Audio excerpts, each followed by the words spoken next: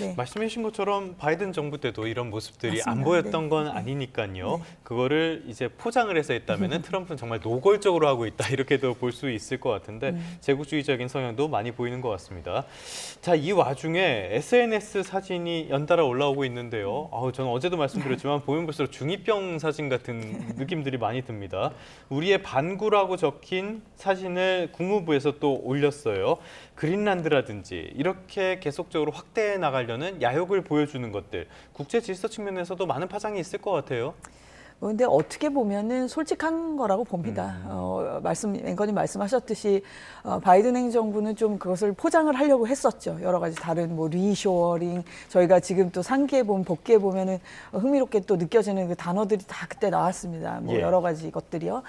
그런데 이제 뭐 트럼프 대통령의 언어라고 하는 것은 굉장히 뭐 그 언어학자들이 뭐 연구를 할 정도로 굉장히 단순하고 쓰는 어휘가 굉장히 그 한정적입니다. 대문자로 쓰고요. 네, 근데 이것이 나쁘다라고만 볼 수가 없는 것이 뭐 민주국가지 않습니까? 그리고 민주국가이고 대중정치를 하는 사람이기 때문에 이런 부분들이 지금 저희가 이렇게 뉴스룸에서 나누는 대화라든지 이런 것들을 뭐 일상생활을 살아가는 일반적인 미국 국민들이 다 지금 이런 국제정세를 어떻게 보면 다 그 함의까지 이해하고 하면서 제가 무시해서가 아니라 예. 그렇게 활동을 하시는 것들이라기보다는 이런 어떤 임팩트 있는 말로 확실하게 얘기를 해주는 것, 그리고 기억에 남을 만한 저런 사진들, 저런 것들이 굉장히 어떻게 보면 기술이 좋다고도 볼 수 있는 거죠. 지금 트럼프 대통령이 네. 이런 어떤 대중정치를 하는데 그러니까 대통령 자리에도 2번이나 오르신 분인 거고요. 그래서 아무튼지간에 뭐 이런 부분들이 다소 이제 특히 엘리트들 이제 소위 식자들 입장에서 봤을 때는 이제 불편하게 느껴지시는 부분들이 있지만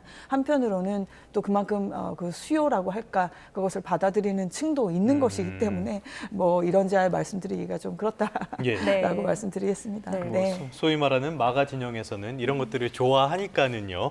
뭐 유유상종이라는 말도 생각이 나고요. 어찌됐든 간에 이렇게 하는 것들을 보면은 특히 그린란드를 건드리면은 유럽에서 굉장히 발끈할 수밖에 없는 상황이잖아요. 그럼에도 불구하고 유럽에서는 이런 반발의 수위를 계속 조절하는 그런 모습들이 보이거든요.